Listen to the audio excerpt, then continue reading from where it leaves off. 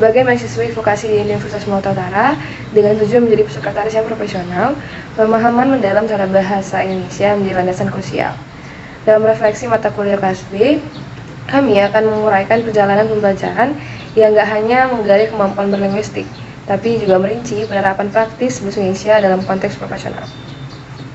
Melalui refleksi ini, diharapkan pembaca dapat merasakan kebermaknaan dan relevansi mata kuliah Bahasa Indonesia kelas B dalam konteks pengembangan karir.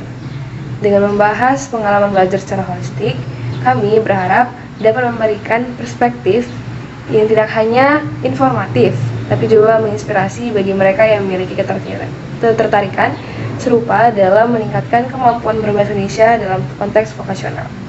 Pertemuan perdana kami diawali materi kedudukan dan fungsi bahasa Indonesia dengan topik sejarah perkembangan bahasa Indonesia yang mana lahir dari bahasa Melayu. Ditentukan dengan faktor-faktornya, yaitu merupakan lingua franca. Yang kedua, mempunyai sistem yang sederhana. Yang ketiga, suku bangsa Jawa dan Sunda telah rela menerima bahasa Indonesia sebagai bahasa nasional. Dan yang keempat, bahasa Indonesia dapat dipakai untuk merumuskan pendapat secara tepat dan mengutarakan perasaan secara jelas, atau Selamat Mulyana.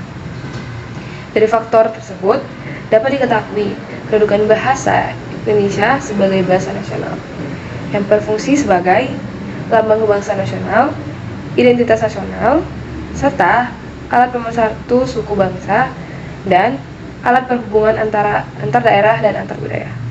Bahasa Indonesia juga berkedudukan sebagai bahasa negara yang memiliki fungsi sebagai bahasa resmi negara, bahasa pengantar dalam dunia pendidikan, dan sebagai alat perhubungan tingkat nasional, dan serta alat pengembangan kebudayaan, pengetahuan, dan teknologi. Nah, bahasa ini sendiri berperan penting dalam ilmu pengetahuan, karena arti bahasa sendiri merupakan kunci membuka hasanah pengetahuan. Dengan itulah ilmu pengetahuan dan teknologi dapat dikuasai. Bahasa juga memiliki pengertian sebagai alat pengantar ilmu pengetahuan.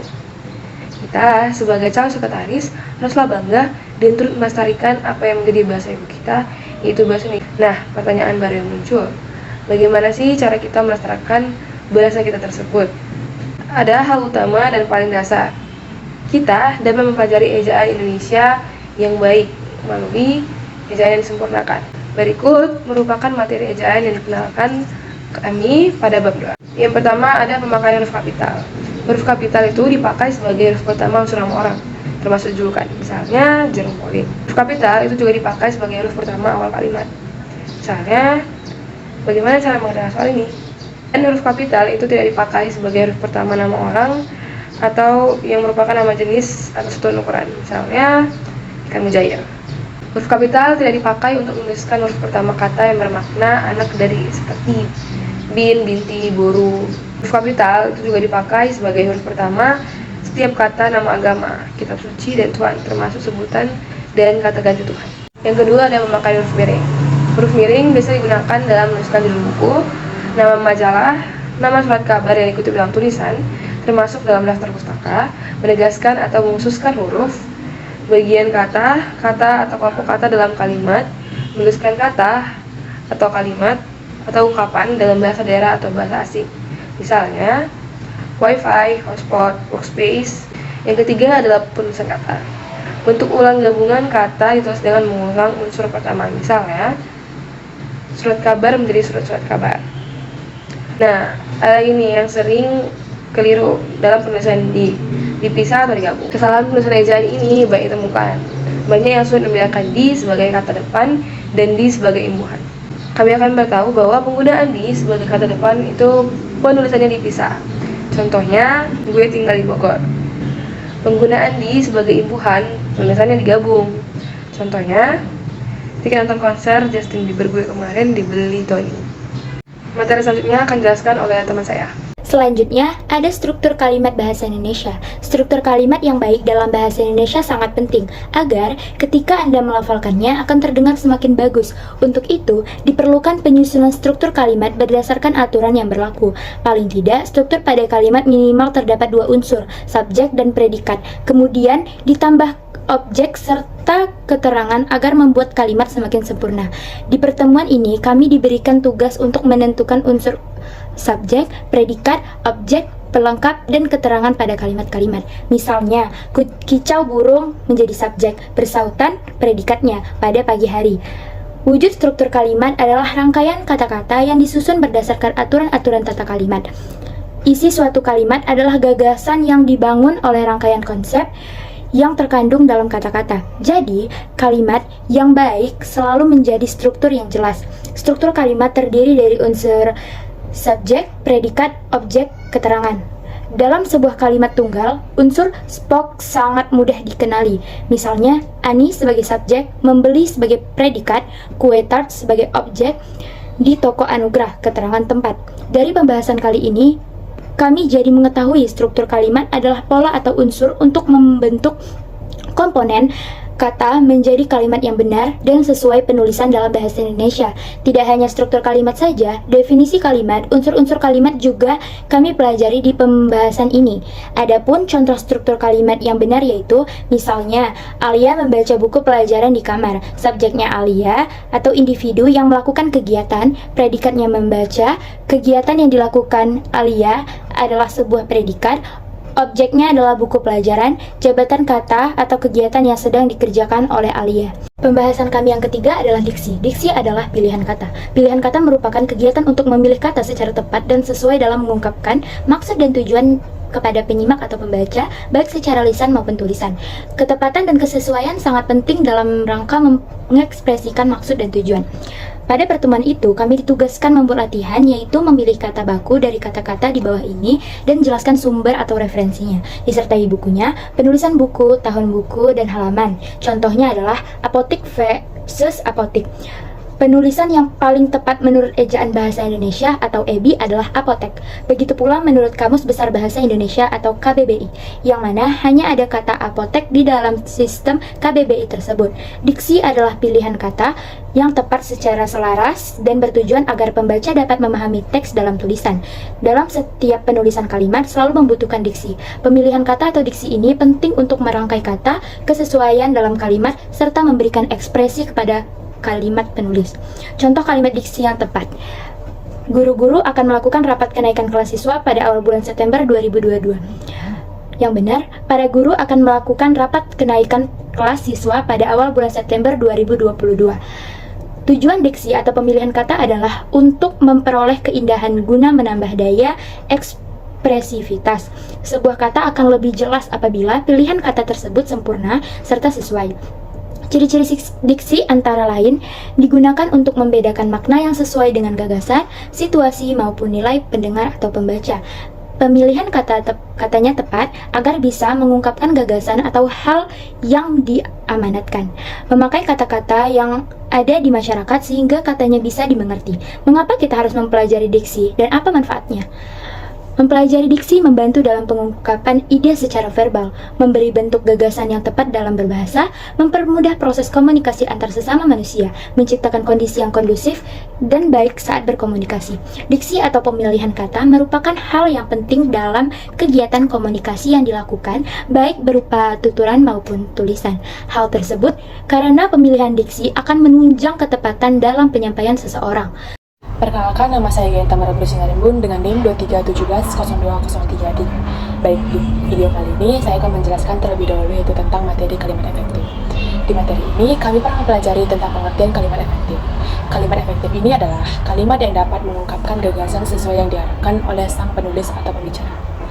Suatu kalimat yang dapat dikatakan efektif jika si penerima pesan dapat menyampaikan kembali gagasan pesan, perasaan, ataupun pemberitahuan sebagaimana yang dimaksud oleh pemberi pesan. Dalam kalimat efektif juga memiliki beberapa makna. Salah satunya diantaranya bermakna membawa pengaruh. Artinya, kalimat efektif juga dapat dimaknai sebagai kalimat membawa pengaruh, terutama kemudahan bagi pembaca untuk mendengar, untuk memahami informasi yang disampaikan oleh pemberi pesan. Ada beberapa yang saya tangkap dari penjelasan materi yang telah dipaparkan oleh dosen saya, yaitu jenis kalimat efektif ini terdiri dari subjek, predikat, objek, dan keterangan atau spok. Biasanya kalimat efektif digunakan dalam sebuah teks ilmiah seperti makalah, laporan penelitian, skripsi, tesis disertai oleh sejenis. Nah, ada beberapa ciri-ciri dan kalimat efektif yang saya ketahui, yaitu syarat kalimat efektif. Dalam penjelasan pembelajaran tentang cara menggunakan kalimat efektif, hal yang paling penting untuk diperhatikan adalah syarat kalimat efektif dan contoh dari kalimat efektif itu tersendiri. Pada bagian ini, kita akan disajikan penjelasan sekaligus contoh supaya suatu kalimat bisa disebut sebagai kalimat efektif. Oleh karena itu, kita dapat menyimak bagaimana penyusunan struktur kalimat efektif sehingga dapat memahami perbedaan dengan kalimat yang tidak efektif. Ciri-ciri kalimat efektif. 1. Memiliki unsur penting bagi pokok minimal, unsur subjek atau S, dan predikat atau verb. 2. Tata terhadap tata aturan ejaan yang berlaku. 3. Menggunakan diksi yang tepat. 4. Menggunakan kesepadaran antar struktur, bahasa, dan jalan pikir yang logis dan sistematis. 5. Menggunakan kesejajaran bentuk bahasa yang dipakai. 6. Melakukan penekanan ide pokok. 7. Mengacu pada kehematan penggunaan kata. 8. Menggunakan variasi struktur kalimat. 1. Kesepadaran struktur. Syarat kalimat efektif yang pertama dari kalimat efektif adalah kesepadaran struktur. Di kesepadaran struktur ini, kita dapat dipahami sebagai kalimat dengan struktur bahasa yang sepadan terhadap gagasan yang ingin disampaikan oleh penulis atau pembicara.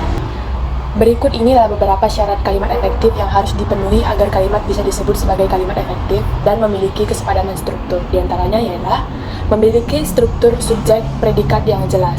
Suatu kalimat yang dapat memiliki subjek dan predikat yang jelas adalah dengan cara menghindari pemakaian kata depan seperti di dalam, bagi, untuk, pada, sebagaimana, tenang, mengenai, menurut, dan lain sebagainya di sebelum menyebut subjek.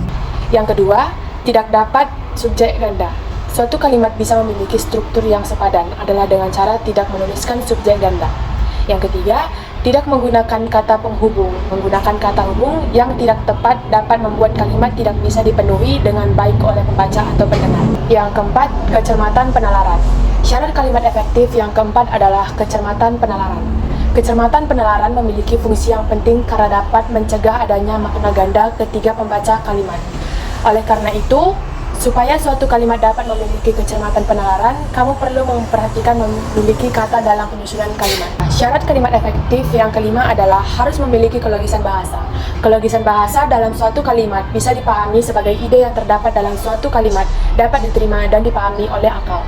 Selain itu, kelogisan bahasa juga dapat dilihat dari cara penulisannya yang sesuai atau tidak dengan ejaan yang berlaku. Baik, kita lanjut ke materi yang keenam, yaitu pengertian paragraf. Di dalam pembahasan ini, kita mempelajari tentang pengertian paragraf.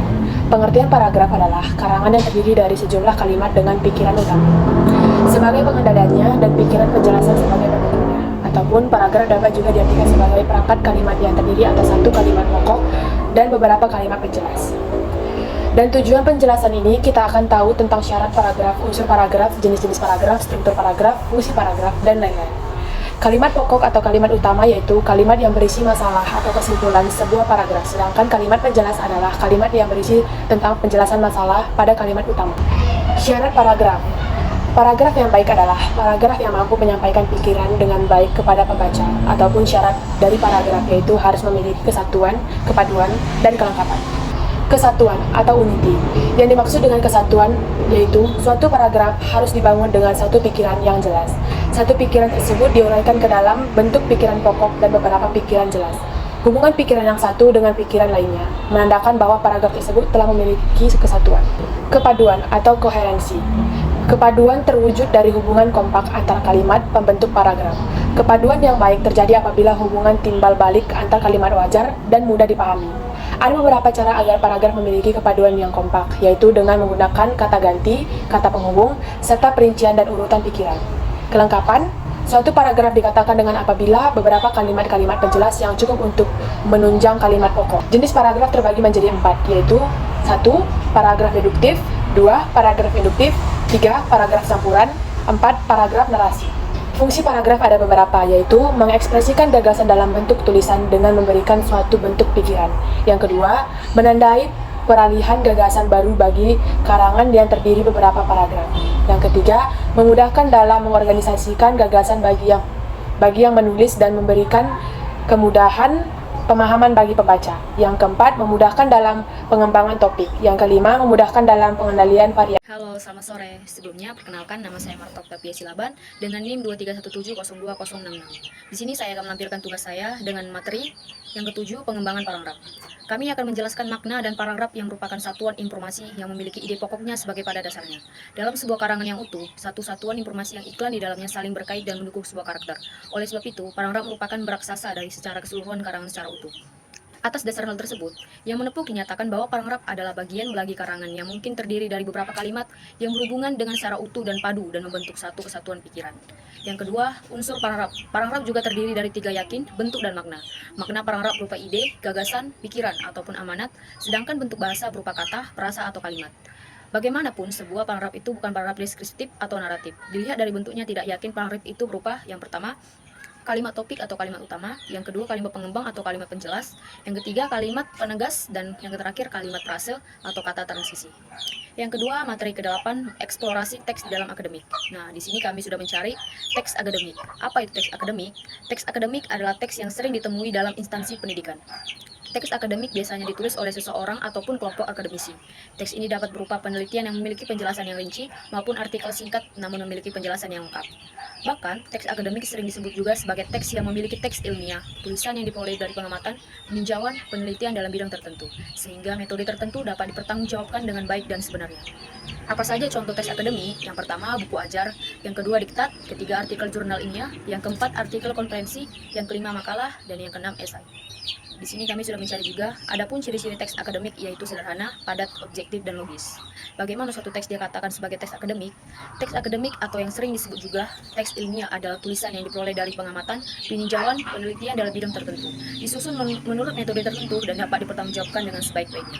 Perkenalkan, nama saya Estalia Christine Manulang dari Prodi D3 Kesekretariatan. Di sini saya akan memaparkan tentang materi jurnal. Jurnal adalah dokumen akademis yang berisi artikel-artikel, penelitian atau kajian ilmiah. Biasanya jurnal ini diterbitkan secara berkala oleh lembaga atau penerbitan tertentu. Artikel dalam jurnal mencakup metodologi, hasil penelitian, dan kesimpulan.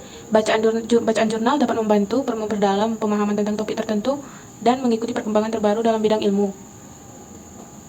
Yang kedua, saya akan menjelaskan tentang materi teks ulasan buku. Teks ulasan buku merupakan jenis tulisan yang menyajikan evaluasi, pendapat, dan analisis terhadap suatu buku. Dalam materi penjelasan, ada beberapa poin-poin berikut ini, yaitu pendahuluan. Pendahuluan terdiri dari identifikasi judul buku, penulis, dan tahun penerbitan. Identifikasi judul buku tersebut juga berisi sajian gambaran umum isi buku tersebut. Yang kedua ada ringkasan isi. Ringkasan isi terdiri dari pokok-pokok ide atau tema utama buku, dan beberapa bagian kunci untuk diuraikan. Ketiga, ada evaluasi konten. Evaluasi konten berisi tentang apresiasi aspek positif seperti penelitian, narasi, atau ide, dan kelebihan dan kekurangan jenis buku. 4. Ada analisis struktur. Analisis struktur itu termasuk bab-bab utama dan alur cerita. 5. Gaya penulisan dan bahasa. Evaluasi gaya penulisan penulis apakah mudah dipahami atau kompleks, dan apakah bahasa yang digunakan sesuai dengan target pembaca. Yang keenam, ada konteks dan relevansi. Konteks dan relevansi biasanya diskusikan konteks sosial atau historis buku, dan tentukan relevansi dengan buku isu-isu saat ini. Yang terakhir ada kesimpulan. Kesimpulan ini biasa terdiri dari ringkas poin utama dan alasan. Sampaikan opini pribadi tentang keseluruhan buku.